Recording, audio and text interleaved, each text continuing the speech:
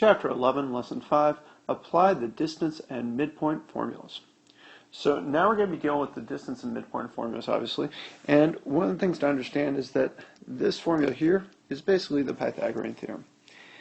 Because what you're doing is you're taking two sides of the triangle.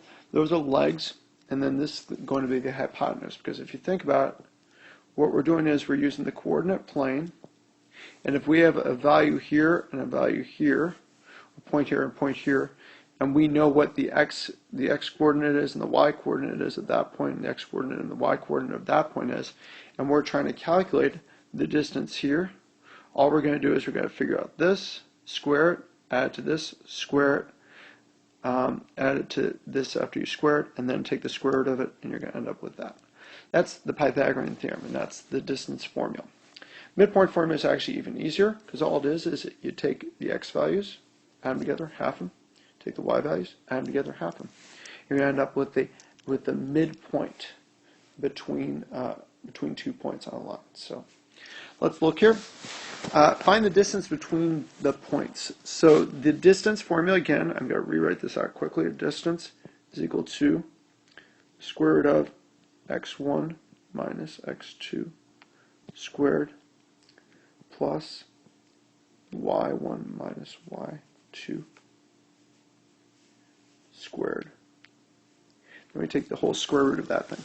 So now let's look at this here. All we're going to do is we're going to plug in numbers here. So the distance is going to be equal to I'm going to say this is the 1 and this is the 2. Really important to understand here. I'm going to actually use red for that. The 1 value, it's really important to make sure that you keep track of that and that it's the right place. So this is going to be 3 minus plus, what's the y value? It's going to be negative 2 minus. So now the red value, what I'm going to do is I'm going to now plug those in. It's going to be minus 2. So minus minus 2 and then minus 4.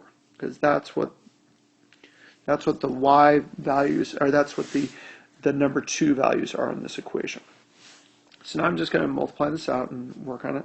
So d is going to be equal to the square root of 3 minus negative 2, that's going to be 5 squared. Negative 2 minus 4, that's going to be 6, or negative 6 squared. When you end up having that, you're going to end up with d is going to be equal to 25 square root of 25 plus 36, which is going to be equal to the square root of 61. And that's it. And that's all you do. I'm going to have you guys do this problem in class. I'm going to do this one here. Same sort of thing here. Distance, again, you're just going to need to memorize this formula here. Distance is equal to, like I said, it's pretty straightforward because it is the Pythagorean theorem.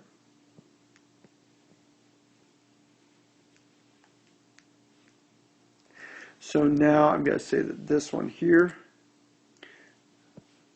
so here's 1, so here's 2. Let's use some different colors here. So the distance is going to be equal to, what's the square root of negative 2 minus, and the whole thing is going to be squared plus 0 minus, and then the whole thing is squared. Now I'm going to use green to indicate for the second point. So the second point is going to be minus 4 here, minus negative 4, and then this one's going to be minus 5. You end up with, I'm just going to write in green from now on. Negative 2 minus negative 4, that's going to be 2 squared. 0 minus 5, that's just going to be negative 5 squared. So the distance is going to be equal to 4 plus 25, which is going to be equal to 29. So, and this one I'll have you guys do in class also. So this one here is a little bit more complicated. Still are using the same formula here, though, the distance formula, x plus 1.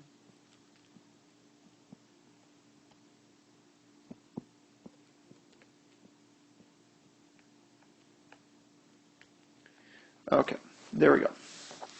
So now what we're going to do is we're going to plug in these values here. It says here the distance between 4, 1 and a, negative 3 is square root of 52 units. Find the value of a. So really important to understand here, there's probably going to be two values, as there'll be one that's high up and one that's low, or excuse me, one that's to the left and one that's to the right that will give you a distance. Because if you think about it, if I have a point here, and the distance from here to here and the distance from here to here are the same. So there's normally going to be two values for this if you're looking for what the a value is. So let's plug in what we know and see what we can do with it. So the distance, oh, I don't know why I did that. We already went ahead and figured this out. The distance is equal to this, 52, square root of 52 units. That's going to be equal to radical x, this is going to be the 1, this is going to be the 2, 4 minus a, that whole thing squared, plus 1 minus negative 3 squared. So now I'm just going to, the thing I would like to do is just right off the bat, I don't want to have to go ahead and multiply this whole thing out. So I'm just going to go ahead and square it in this case here, because that will get rid of this problem here. And then I can take the square root of it later. I can get rid of the radical symbols because I don't like working with radicals if I don't have to. So this is 52. When I square everything, I end up with 4. This is going to be 4 minus negative. This is going to be 4 squared. So 52 is equal to 4 minus a squared is plus 16. Bounce it over, I end up with 36, because I'm bouncing over the 16 term, is equal to 4 minus a squared. Here's the beauty of it now. Look at that. Now, if I want to get rid of that squared symbol, all I have to do is I have to take the square root of it. And when I do that, what I'm going to end up with is, I have a perfect square here, so that works out very, very well. So when I take the square root of both sides, I'm going to end up with 6 plus or minus negative 6. Don't forget, you got to do the plus or minus part. So now I'm going to rewrite these over on this part here. So this is 6, that's the plus 6, is equal to 4 minus a. And then over on this other side, it's going to be negative 6 is equal to 4 minus a.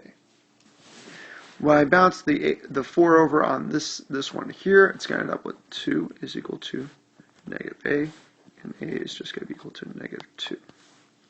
That's one of our solutions.